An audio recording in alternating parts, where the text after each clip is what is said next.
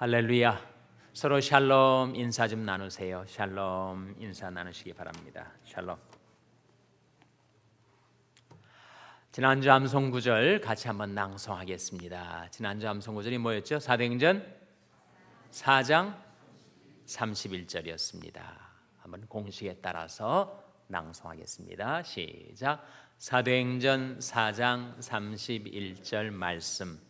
빌기를 다음에 모인 곳이 진동하더니 무리가 다 성령이 충만하여 담대히 하나님의 말씀을 전하니라. 사도행전 4장 31절 말씀. 전하니라예요? 전하더라예요? 전하니라.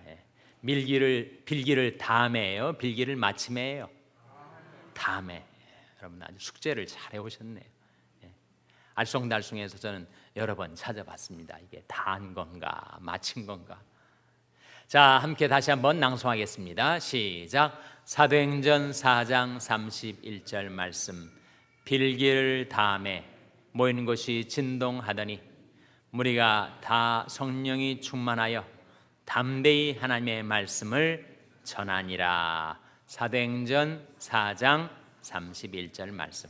잘하셨습니다.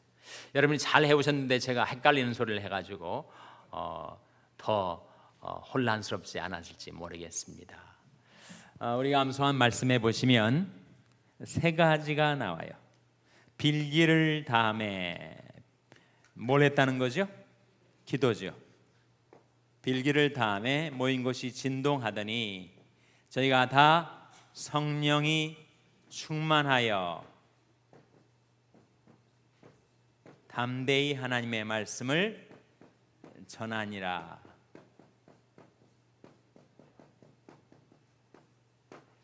이 세 가지는 긴밀하게 연결이 되어 있습니다.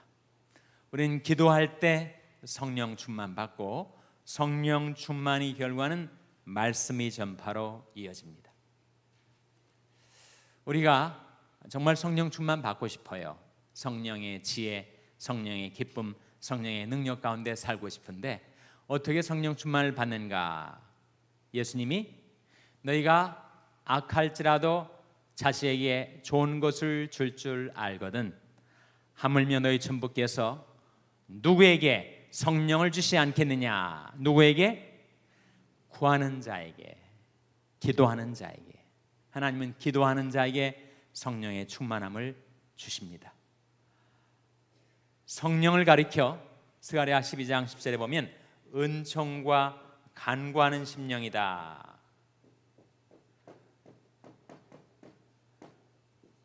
은총과 간구하는 심령이다. The spirit of grace and supplication 이렇게 나오는데 성령은 간구의 영이세요. 그래서 우리가 기도할 때 우리는 성령의 감화 감동을 받습니다. 기도할 때 우리는 성령의 충만함을 경험하게 돼요. 기도에 전념하면 더 크고 놀라운 성령 충만을 받을 수가 있습니다. 그래서 이 말씀, 우리가 암송한 이 말씀이 보여주는 빌기를 다음에 모인 곳이 진동하더니 우리가 다 성령이 충만하여 기도하면 성령 충만을 받게 되고 성령 충만의 결과는 뭐라고요? 담대히 하나님의 말씀을 전하니라. 성령 충만의 결과는 자기 과시가 아니죠. 내가 남보다 더 충만했다. 내가 남보다 더 은사도 많고 능력도 많다. 그것이 성령 충만의 결과가 아닙니다. 성령 충만의 결과는 구원의 말씀, 그리스도의 복음의 말씀이 전파되는 결과를 낳게 돼요. 이 3자가 마치 연결된 체인처럼 기도하면 성령 충만 받고 성령 충만 받은 결과로 우리는 하나님의 말씀을 전파하게 됩니다. 그래서 우리가 기도하기에 힘쓰고 또 하나님께서 우리를 성령으로 충만케 해주실 때 우리가 하나님의 말씀을 예수의 이름을 전하며 살려고 힘쓰는 거죠. 요한복음 3장 34절에 보시면 이런 말씀이 나옵니다. 이런 중요한 말씀은 여러분이 암송을 하실 수 있으면 참 좋겠는데 한번 찾아보시기 바랍니다. 요한복음 3장 34절 말씀.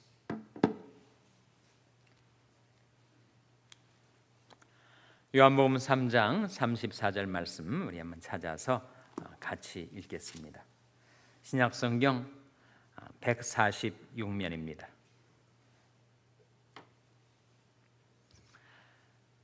요한복음 3장 34절 말씀 찾으셨습니까? 같이 읽겠습니다. 시작. 하나님의 보내신 이는 하나님의 말씀을 하나니 이는 하나님이 성령을 한량없이 주심이니라. 하나님이 보내신 이 누구를 가리킬까요? 예수님. 예수님이 이 세상에 오셔서 하나님의 말씀을 전파하셨습니다. 어떻게 그렇게 하나님의 말씀을 전파할 수 있었다고요? 이는 하나님의 성령을 한량없이 주심이니라. 하나님께서 예수님에게 성령을 한량없이 부어주셨기 때문에 그 성령 충만의 결과로 말씀을 전파하실 수가 있었다. 예수님의 경우도 그렇다면 우리는 더 말할 나위가 없지 않겠어요? 우리는 성령 충만을 받을 때 말씀을 전파할 수 있게 되는데, 성령 충만은 언제 받는 것인가? 언제 받는 거라고요? 기도할 때. 예수님이 이 세상에 오셔서 그 바쁘신 분이 얼마나 항상 기도하며 사셨는지, 새벽 시간에도 기도하고 밤에도 기도하시고 사람들과 대화를 나누시면서도 기도하시고 길을 걸으시면서도 기도하시고, 정말 기도의 영에 잠기신 것처럼 주님은 이 세상을 사셨습니다. 그래서 그렇게 하나님과 끊임없는 교통 가운데 기도하시는 삶을 사셨기에 하나님께서 예수님에게 성령을 한량없이 부어주셨고, 그 성령 충만의 결과로 하나님의 말씀을 전파하는 삶을 사셨다. 예수님이 그렇게 우리에게 본을 보여주신 거죠. 우리도 예수님처럼 늘 하나님께 기도하며 살고, 하나님께서 우리에게 성령의 충만함을 주시되 한량없이 부어주시고, 성령 충만도 양이 있는가? 작은 양으로 충만받기도 하고 큰 양으로 충만받기도 하는가? 무슨 성령이 물량인가? 그렇게 질문하실 분이 계실지 몰라요. 물론 성령은 인격이시죠. 그런데 성령은 인격이심과 동시에 능력이십니다. 그래서 우리가 성령 충만을 받고 나는 이것으로 만족한다, 더 이상 나에게는 성령 충만이 필요 없다, 성경적이 아닙니다.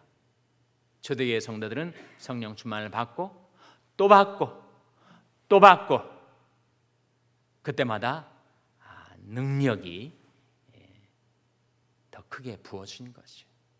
D.L. 무디 같은 전도자는 하나님이 그에게 기도 응답으로 성령 충만을 주실 때, 하나님 제가 더 이상 감당을 못하겠습니다, 이제 그만 부어주세요 라고 할 정도의 강력한 성령의 임함을 체험했었다는 거예요.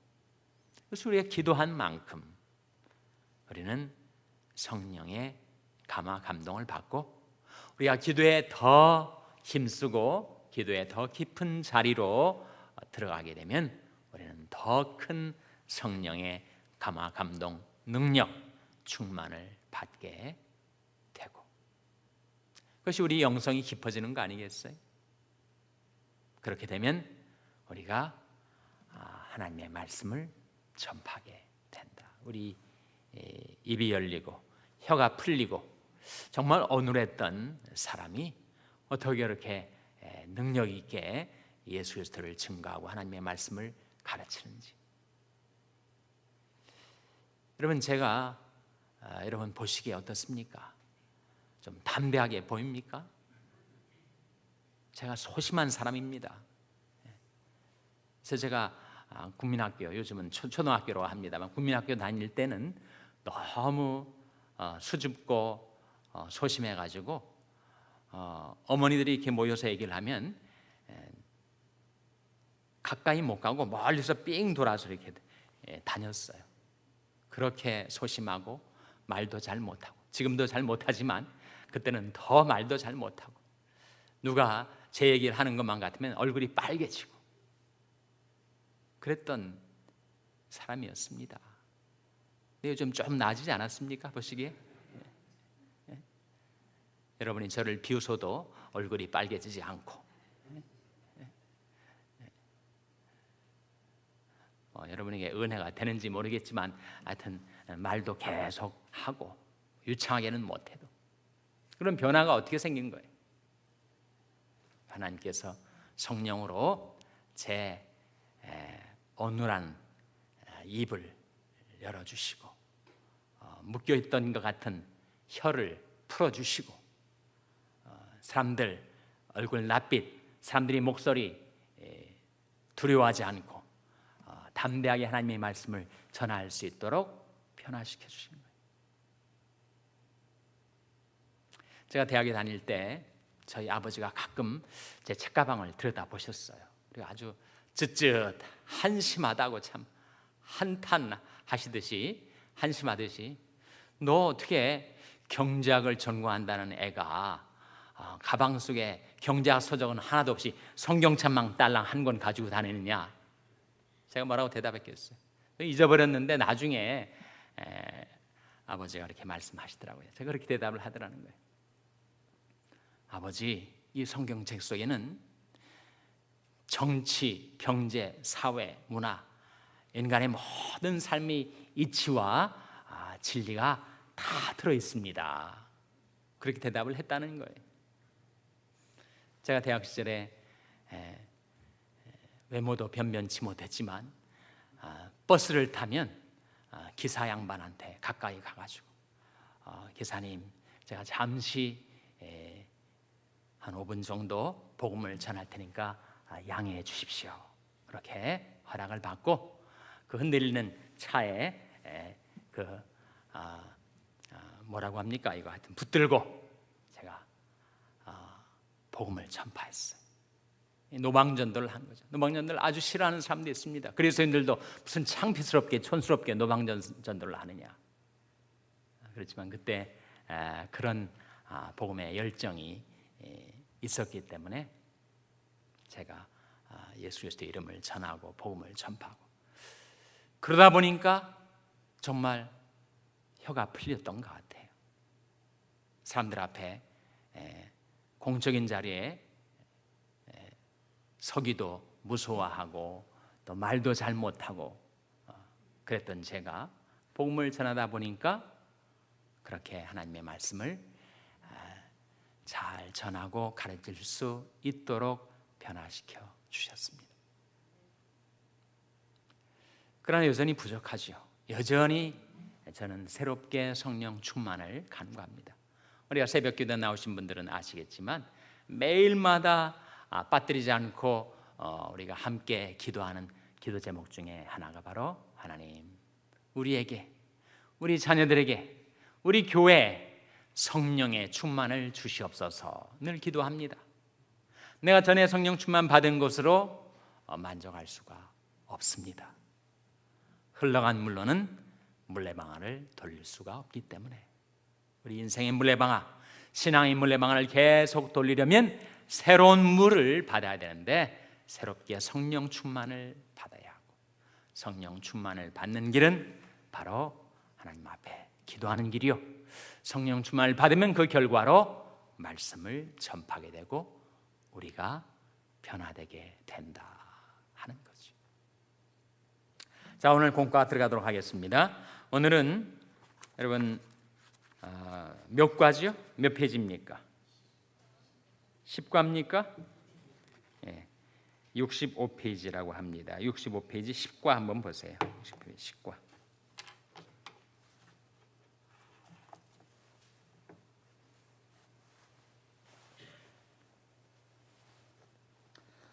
어, 10과 제목이 뭡니까? 교회의 순수성을 지키시다. 본문이 사도행전 5장 1절에서 11절 말씀입니다. 자, 사도행전 5장 1절에서 11절을 우리가 먼저 교독하시겠습니다. 사도행전 5장 1절에서 11절 말씀을 물론 예습하면서 읽어보신 분도 계시겠지만 다시 한번 같이 교독을 하겠습니다. 사도행전 5장 1절에서 11절 말씀입니다. 아나니아라 하는 사람이 그 안에 삽비라로 더불어 소유를 팔아 그 값에서 얼마를 감추매 그 아내도 알더라. 얼마를 가져다가 사도들이 발 앞에 두니 베드로가 가로되 아나니아야 어찌하여 사단이 내 마음에 가득하여 내가 성령을 속이고 땅값 얼마를 감추었느냐. 땅이 그대로 있을 때에는 내 땅이 아니며 판 후에도 내 임의대로 할 수가 없더냐. 어찌하여 이 일을 내 마음에 두었느냐. 사람에게 거짓말한 것이 아니요 하나님께로다. 아나니아가 이 말을 듣고 엎드러져 혼이 떠나니 이를 듣는 사람이 다 크게 두려워하더라. 젊은 사람들이 일어나 시신을 싸서 메고 나가 장사하니라. 세산쯤 지나 그 아내가 그 생긴 일을 알지 못하고 들어오니 베드로가 가로되 그 땅 판값이 이것뿐이냐 내게 말하라 하니 가로되 예 이뿐 이로라. 베드로가 가로되 너희가 어찌 함께 꾀하여 주의 영을 시험하려 하느냐. 보라 내 남편을 장사하고 오는 사람들이 발이 문 앞에 이르렀으니 또 너를 메어 내가리라 한데 곧 베드로의 발 앞에 엎드러져 혼이 떠나는지라. 젊은 사람들이 들어와 죽은 것을 보고 메어다가 그 남편 곁에 장사하니. 다 같이 읽으시겠습니다. 온 교회와 이 일을 듣는 사람들이 다 크게 두려워하니라. 아멘.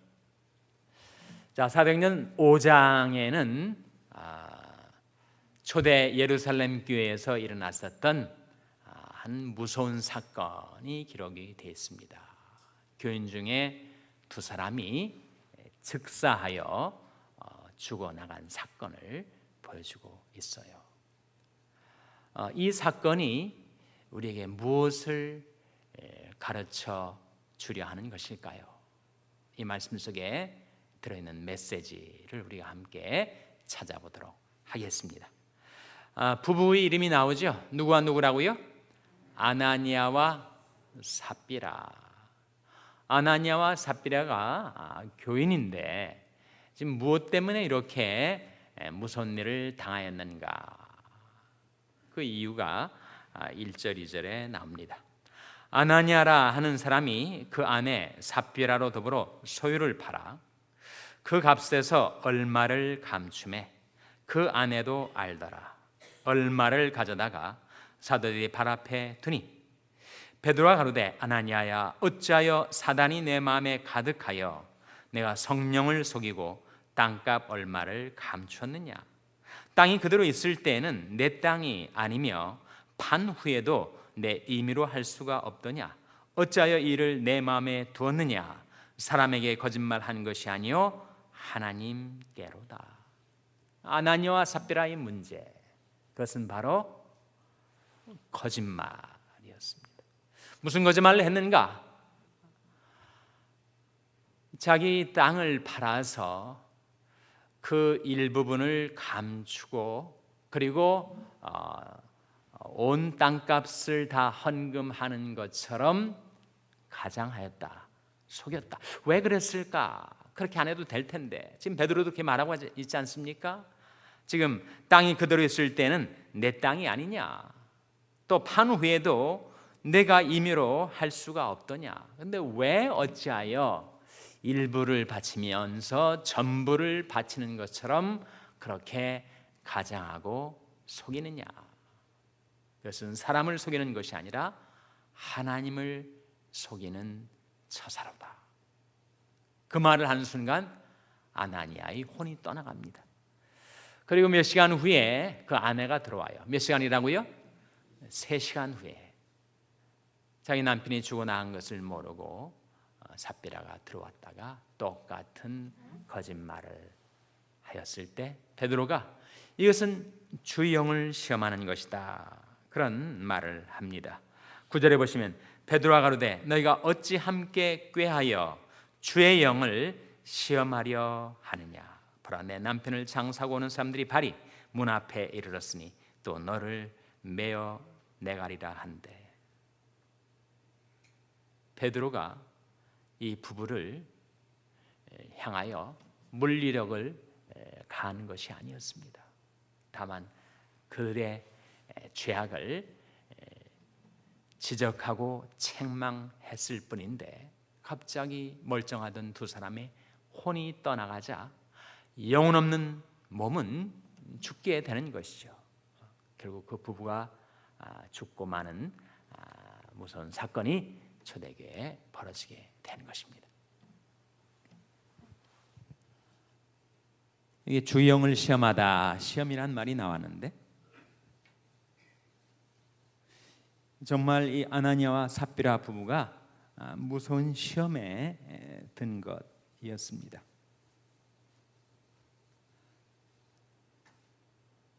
시험에는 세 종류가 있습니다.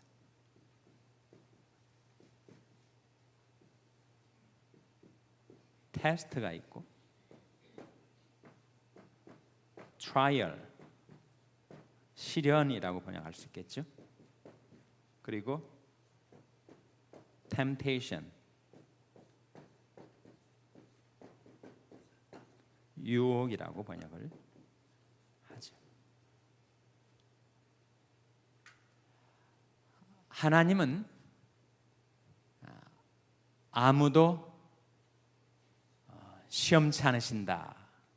그리고 악에게서 시험을 받지 아니하신다 하는 말씀이 나와요. 그런데 성경에 보면 또 하나님이 아브라함을 시험하여 내 독자를 바치라 하셨고, 예수님이 빌립더러 이 많은 사람들을 먹이기 위해서 얼마만한 떡이 필요하겠는가, 200데나리온의 떡이 있어도 충분치 못하겠습니다. 이것은 어떻게 행할 것을 아시고 빌립을 시험코자 함이라. 아브라함도 하나님이 시험하셨고 빌립도 예수님이 시험을 하셨다 했을 때 시험하고, 하나님은 아무도 시험칠 않으시고 어떤 악에게도 시험을 받지 않으신다라고 하는 말씀이 서로 상반된 말씀, 모순되는 말씀처럼 보이는데 그 시험이 바로 다르다 하는 거죠. 야고보서 1장에 나타난 시험은 바로 이 시험입니다. 하나님은 그 누구도 유혹하지 않으시고 또 어떠한 사람에게서나 악령에게서도 유혹을 받지 않으시는 하나님이시죠. 그러나 아브라함 케이스나 빌립 케이스처럼 하나님께서 테스트는 하십니다. 테스트와 템테이션이 차이가 무엇인가? 테스트는 한 사람을 업그레이드, 그의 신앙과 인격과 삶을 한 단계 더 높이기 위해서 테스트를 하는 거죠. 아브라함의 케이스에 그 독자 이삭을 바치려는 그 시험에서 아브라함이 패스했을 때 그는 위대한 믿음의 조상으로 우뚝 서게 됩니다. 빌립에게 이 많은 사람들에게 어떻게 우리가 먹일 수 있는가라는 시험을 통해서 빌립으로 하여금 예수 그리스도가 오병이어의 기적을 베푸시는 위대한 하나님의 아들이라는 빌립의 신앙을 한 단계 업그레이드 시켜 주신 거죠. 그러나 유혹은 다릅니다. 유혹의 목적, 유혹의 결과는 파멸입니다. 파멸. 우리 신앙을 파괴하고 우리 인격을 파괴하고 그리고 우리 인생을 파멸의 구렁텅이에 몰아넣으려는 것이 유혹의 특성이고 유혹의 성격이에요. 그래서 이 유혹은 하나님에게서 오는 것이 아닙니다. 유혹은 유혹하는 자, 시험하는 자, 성경에서 시험하는 자, 마귀를 가리켜서 말할 때 The Tempter, 대문자를 써서 temptation을 가져오는 시험하는 자, 유혹하는 자. 그래서 사탄은 사람을 유혹하고 미혹하고 속이고 깨어서 그로 하여금 죄를 짓게 하고 타락하게 만들고 결국은 파멸에 이르게 하는 것이 바로 사탄의 특성이에요. 우리에게 때때로 테스트가 올 때가 있습니다. 그것은 우리가 그 테스트를 잘 통과해서 우리 신앙과 인격이 한 단계 상승하도록 하기 위해서. 테스트에 실패할 때도 있죠. 테스트에 실패했을 때 우리는 자기 잘못을 깨닫고 자복하고 회개해서 다시 원상을 회복하고 그 다음 단계의 향상을 위해서 나아가게 됩니다. 그러나 템테이션은 계속 하강입니다. 계속 하강. 계속 사람을 추락시키고 타락시키고 하강시키고 마침내 파멸의 구렁텅이에 집어넣고자 하는 것이 바로 유혹의 특성이에요. 트라이얼은 무엇인가? 트라이얼은 그것이 테스트일 경우도 있고 템테이션일 경우도 있지만 그가 당하는 정신적인 시련과 고통을 뜻해요. 그래서 트라이얼 케이스는 이것이 정말 하나님에게서 온 것인지 아니면 마귀에게서 온 것인지를 우리가 분별해야 하죠. 그래서 시험에 세 종류가 있다. 자, 이 시험을 겪으면서 이것이 하나님에게서 주신 테스트인지 아니면 마귀에게서 온 템테이션인지 분별하지 못하면 우리는 시험에 들기 쉽습니다. 이것이 야고보서 1장에서 가르쳐주는 말씀인데 야고보서 1장 14절 15절 말씀 우리 다 같이 찾아서 한번 같이 읽겠습니다. 야고보서 1장 14절 15절 말씀.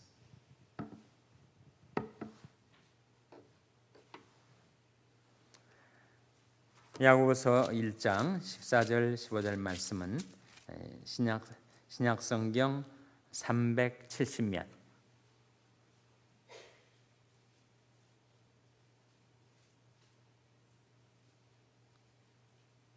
찾으셨어요?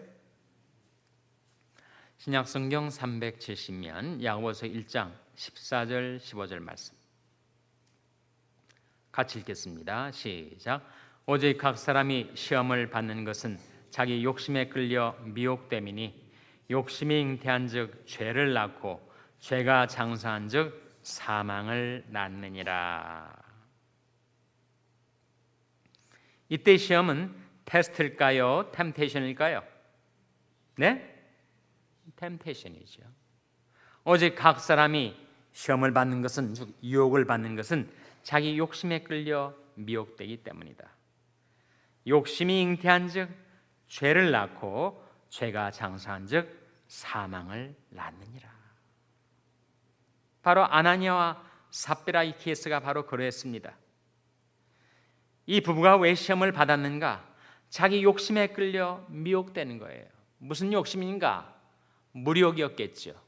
또 명예욕일 수 있습니다. 우리가 이렇게 전 재산을 교회를 위해서 희사했다라고 하는 말을 들으면서 정말 저분들은 신앙이 대단한 분들이야, 교회를 위해서 희생적으로 헌신적으로 살아가는 분들이야 라고 하는 교인들의 평판과 칭찬에 그들이 미혹되었을지도 모릅니다. 그것이 무력이든 명예욕이든 권세욕이든 그 욕심에 끌려서 미혹을 당했어요. 너 템터, 사단으로부터 시험을 당하는 것입니다. 지금도 마찬가지예요. 우리들도 왜 시험에 들게 되는가? 왜 유혹에 빠지는가? 내 안에 있는 욕심 때문에. 외부로부터 오는 유혹과 내부로부터 나오는 욕심이 만날 때, 그때 우리는 죄를 범하게 됩니다. 욕심이 잉태한즉 죄를 낳고, 욕심이 마음속에 생겼을 때 그 탐심은 우상숭배니 하나님 앞에 합당치 못한 이 과도한 욕심, 더러운 욕심을 내가 자복하고 버려야지. 이렇게 안 되고 계속 욕심을 품고 있으면 어떻게 되는가? 욕심을 잉태한즉 죄를 낳게 되고, 그 죄를 즉각 버리고 하나님께로 돌아와야 할 텐데 그리하지 못하고 계속 죄를 계속 짓고 살면 어떻게 되는가? 사망길에 들어선 겁니다. 그래서 죄가 장성한즉 사망을 낳느니라. 그 죄가 장성해서 사망을 낳기까지 그 시간 길이는 다를 수가 있어요. 어떤 사람은 즉각 그것이 오기도 하고 어떤 사람은 오랜 시간 후에 오기도 하지만 분명한 것은 반드시 consequence는 오게 돼 있다. 결과는 온다. 심은 대로 거두게 된다. 그래서 각 사람이 시험을 받는 것은 자기 욕심에 끌려 미혹되는 것이다. 바로 미혹하는 자 사탄이 작용이 있기 때문에 그렇게 아나니아와 삽비라가 자기 안에 있는 욕심을 향해 시험하는 자가 유혹을 해 왔을 때 그 무서운 시험에 끌려 들어가게 되고 만 거죠. 우리들에게 그런 시험이 다가올 때가 있습니다. 즉 유혹으로서의 시험이 다가올 때 그때 어떻게 하죠? 근신하라, 깨어라. 너희들 중 마귀가 우는 사자같이 두루다니며 삼킬 자를 찾나니 너는 믿음을 굳게 하여 저를 대적하라. 이는 세상인 너희 형제들도 동일한 고난을 당하는 줄 알미니라. 이 세상 살아가는 믿음의 형제들이 다 비슷한 고난을 당하고 살아가니까 그런 시험하는 자가 그렇게 미혹을 하고 속이고 우리를 삼키려고 접근해 올 때 믿음을 굳게 해서 마귀를 대적하라는 거예요. 왜 물리치지 않는가? 왜 거절하지 않는가? 왜 유혹하는 마귀를 대적하지 않는가? 성경은 대적하라고 말합니다. 야고보서 4장 7절 말씀에서도 그런즉 너희는 하나님께 순복할지어다 마귀를 대적하라 그러면 너희를 피하리라. 대적을 안 해요. 계속 마귀의 유혹 가운데로 끌려 들어가게 되는 거죠.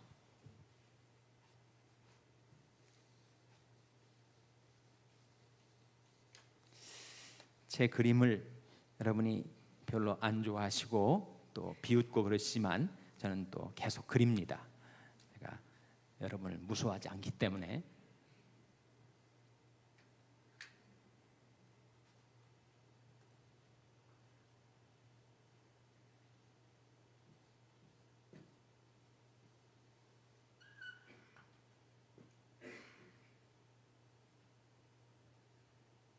뭘 그러는 걸까요, 이게?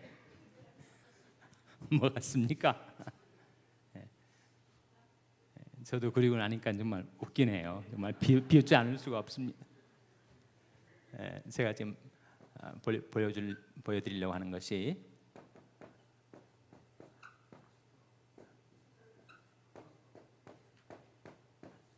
Frog in the Kettle입니다. 여기 램프에서 막 불이 활활 타오르고 있어요. 여기 냄비가 하나 있는데 냄비 속에 개구리가 들어있어요.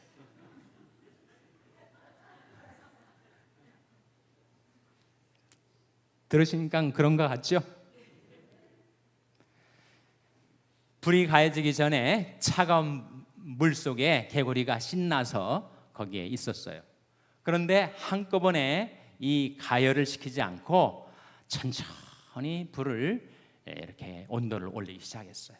그랬더니 차가운 물이 이제는 미지근해졌다가 따뜻해졌다가 아 좋다. 온탕에 들어오니까 또 냉탕 기분도 나는구나.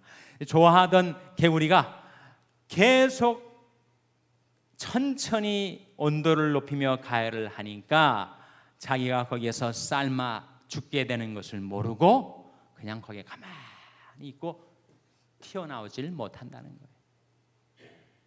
우리에게 다가오는 시험도 그렇습니다.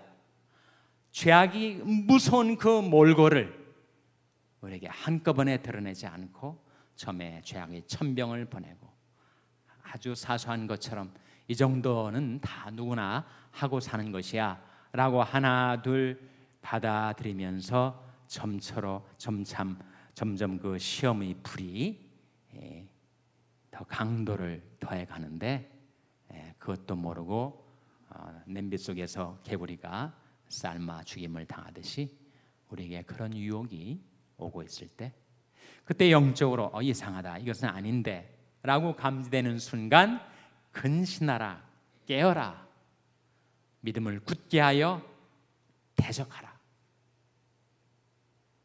유혹의 자리에서 탁 차고 나와야 되고, 그 유혹의 진원지에는 가까이 가지도 말아야 되고, 내 길을 그에게서 멀리하라. 멀리 떨어져서 더 이상 유혹을 받지 않고 사는 것 같았는데 the tempter, 유혹하는 자가 내게 오히려 가까이 접근해 오면 어떻게 해야 될 것인가? 대적하라, 물리쳐라. 그렇지 않으면 그 유혹과 욕심이 만나 나를 죄와 사망 가운데로 이끌고 갈 수밖에 없다 하는 거죠. 다시 사도행전 5장으로 돌아와서, 그래서 이 아나니아와 삽비라가 지금 그들 안에 있는 욕심 때문에 사도들을 속였는데, 그것은 사실 사람을 속인 것이 아니고 하나님을 속인 것이다. 3절에 보시면 베드로가 가로되 아나니아야 어찌하여 무엇이 내 마음에 가득하여, 이렇게 나옵니까? 사단이 내 마음에 가득하여 내가 성령을 속이고 땅값 얼마를 감추었느냐. 땅이 그대로 있을 때는 내 땅이 아니며 판 후에도 내 임의로 할 수가 없더냐. 어찌하여 이 일을 내 마음에 두었냐. 사람에게 거짓말한 것이 아니요 하나님께로다. 이 3절과 4절을 비교하면 3절에서는 누구를 속였다라고 나옵니까? 성령을 속이고, 4절에서는 누구를 속였다라고 나옵니까? 하나님을 속였다. 성령과 하나님이 일체가 되심을 보여주고 있는 대목입니다. 사단이 내 마음에 가득하여, 사단은 세 가지 특성을 지니고 있습니다. 요한복음 8장 44절에 나온 말씀이죠. 기억하신 분 계십니까? 요한복음 8장 44절에 나와 있는 사단이 세 가지 특징. 첫째 뭐라고요? 저는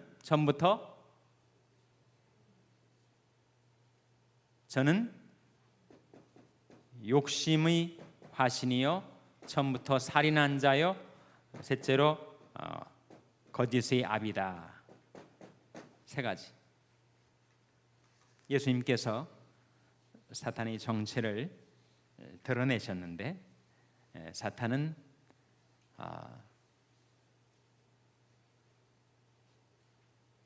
욕심의 압이요 처음부터 살인한 자요, 그는 거짓말장이 거짓의 압이다.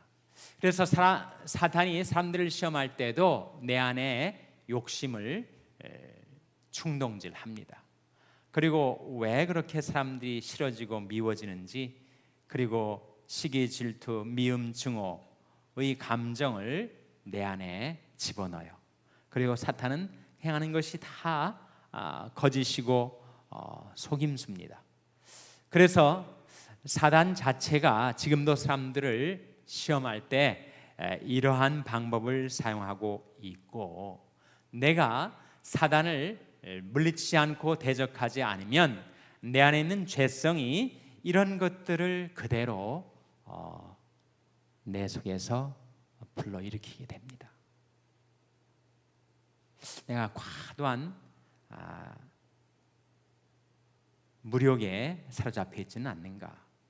지나친 성욕에 휘둘려 있지는 않은가? 내가 너무 자기 명예, 자기 영광, 명예와 파워에 대한 욕심을 갖고 있지 않는가? 자가 점검을 할 수가 있다는 거예요. 왜 괜시리 사람들이 싫어지고 미워지고 사람들에 대해서 이렇게 자꾸 시기, 질투심, 미워하는 마음이 생길까? 왜 내 말과 행위에 자꾸 거짓이 섞여 들어오는 것일까? 이것이 내가 성령이 감화 감동해서 점차로 약화돼 나가면서 사단의 영향권 속으로 들어가고 있다는 하나의 반증이 되는 것입니다. 그래서 이런 것들이 나타날 때 근신하라, 깨어라, 돌이키라. 그때야말로 우리가 깨어 기도할 때고, 그리고 믿음을 굳게 해서 이러한 유혹과 시험을 대적하고 물리쳐야 할 때입니다. 지금 성령을 속인 것이다 라고 나오는데, 성령은 제가 오늘 첫 시간에 말씀드렸듯이 완전한 인격이시면서 무한한 능력이세요. 그런데 이 성령을 시험하고 성령을 근심케 하고 성령을 소멸케 할 수가 있습니다. 신자지만, 예수 믿는 우리이지만 우리가 성령을 근심하게 할 수 있어요. 그래서 성령을 소멸하게 할 수 있어요.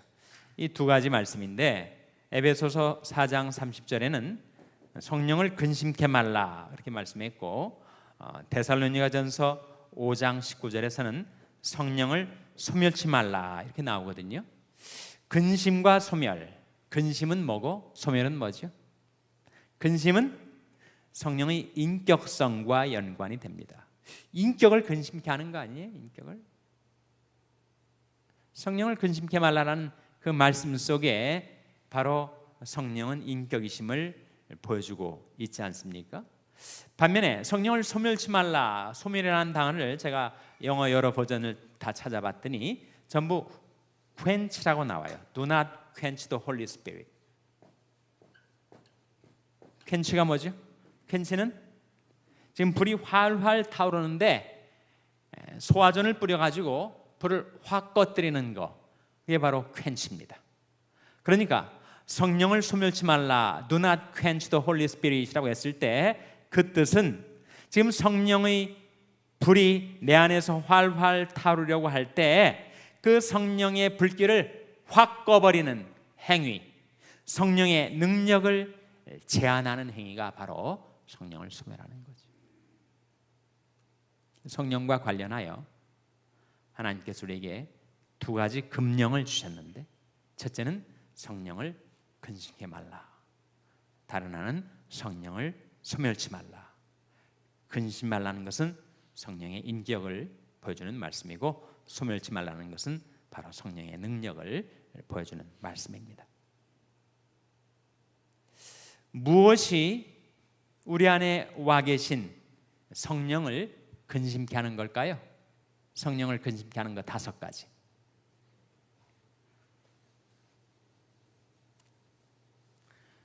성령을 근심케 하는 5가지가 있습니다.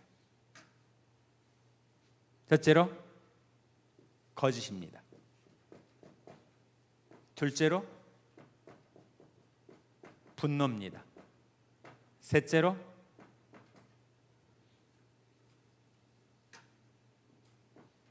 도적질입니다. 넷째로 더러운 말입니다.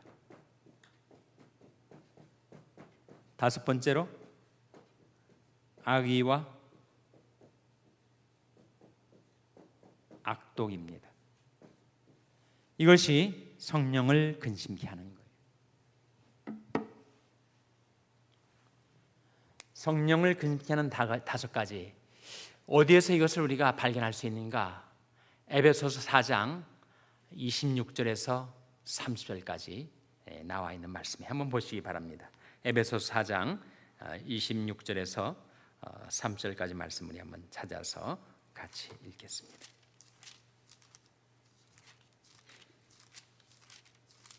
에베소서 4장 신약성경 314면 에베소서 4장 25절부터 읽겠습니다. 25절 말씀 찾으셨습니까? 자, 에베소 4장 25절 말씀 같이 읽습니다. 시작. 그런즉 거짓을 버리고 각각 그 이웃으로 더불어 참된 것을 말하라. 이는 우리가 서로가 지체가 됨이니라. 여기에 무엇을 버리라 나오죠? 거짓을 버리라. 거짓말을 하면 성령을 근심케 합니다. 두 번째는 분노예요. 26절, 27절 같이 읽겠습니다. 시작. 분을 내어도 죄를 짓지 말며 해가 지도록 분을 품지 말고 마귀로 틈을 타지 못하게 하라. 이 분노가 성령을 근심케 하세요. 성령은 온화하신 영, 온유의 영이신데 내가 자꾸 혈기 부리고 그리고 분노를 폭발시키면 내 안에 계신 성령께서 근심하시며 나를 바라보십니다. 세 번째는 도적질이에요.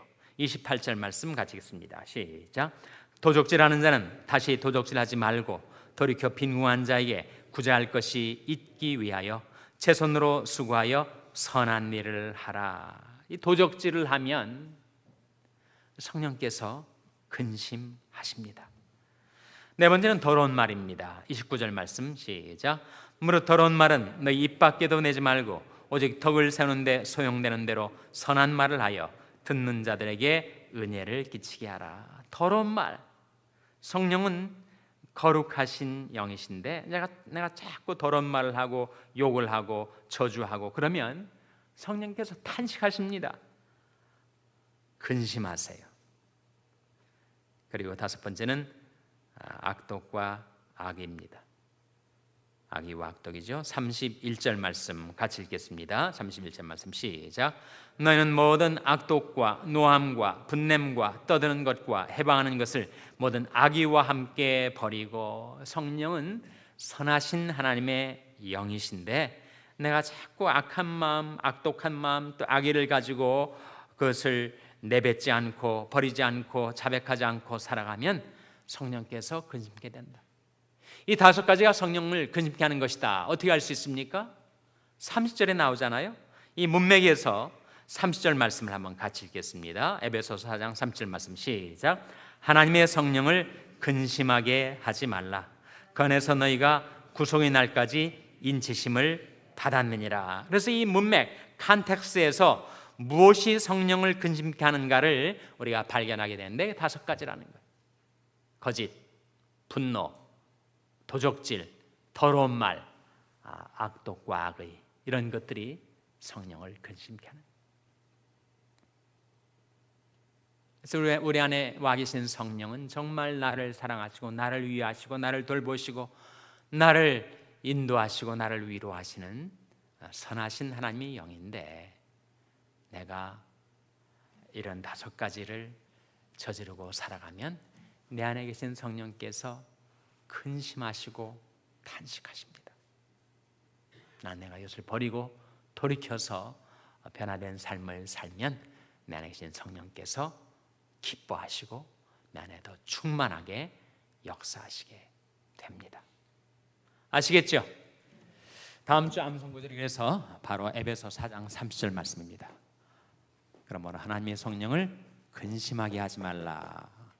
그 안에서 너희가 구속의 날까지 인침을 받았느니라. 에베소서 4장 30절 말씀이 다음 주 암송 구절입니다.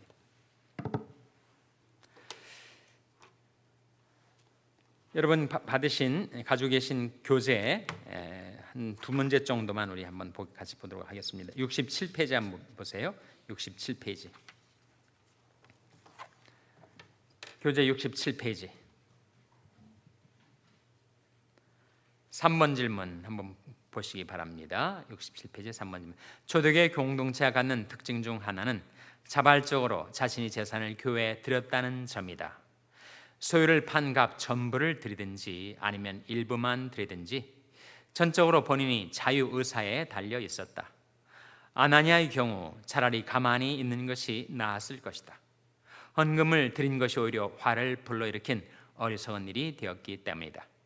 인간적인 계산을 앞세우거나 교회 앞에 자랑하기 위해 혹은 작정한 것을 깎아서 드리거나 정성을 다하지 않고 형식적으로 드리는 등 우리에게도 아나니아에게서 찾을 수 있는 잘못된 헌금의 요소가 없는지 살펴보자.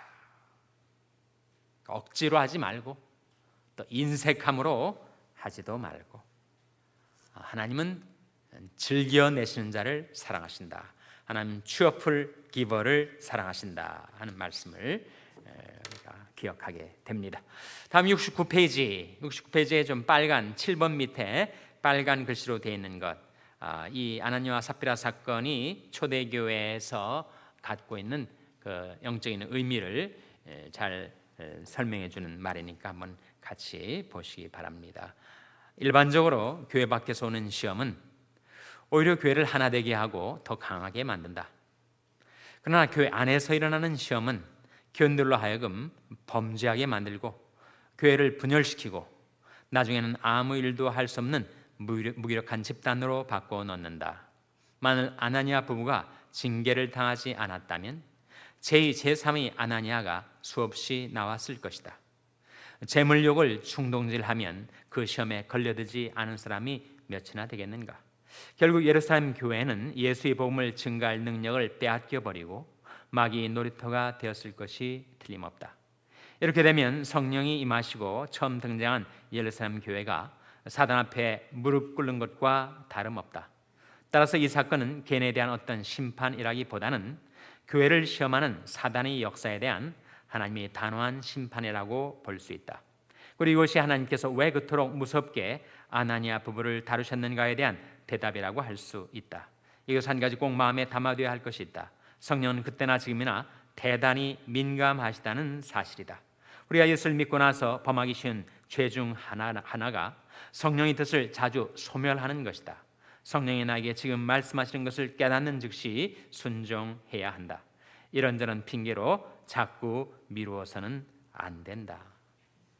그래서 이 사건은 물론 아나니아 삽비라 부부 이야기도 나오고 또 시험하는 자 사탄의 이야기도 나오고 하지만 이 사건이 우리에게 보여주는 것은 하나님은 사랑이신 하나님과 동시에 어미하신 하나님,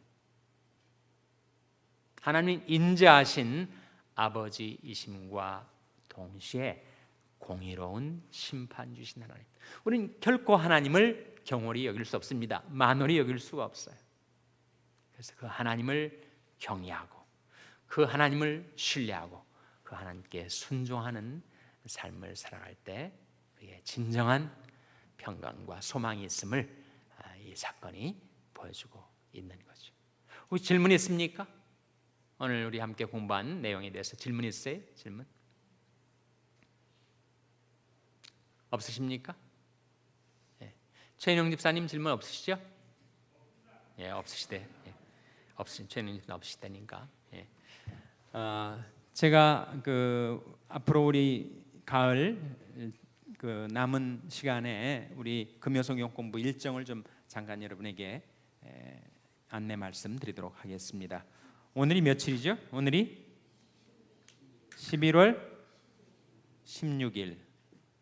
그 다음 주가 11월 23일, 그 다음 주가 11월 30일, 그리고 그 다음 주가 12월 7일입니다. 오늘이 11월 16일이고 다음 주는 휴강입니다. 다음 주는 어떤 주간이죠? 땡스기빙 주간, 감사절 주간이어서 목요일 날 추수감사절 가족들과 함께 보내시고 금요일 날은 쉬시기 바랍니다. 그리고 11월 31일 한 번 더 하고 12월 7일 한 번 더 하고 두 번 남았습니다. 두 번 하고 방학으로 들어가도록 하겠습니다.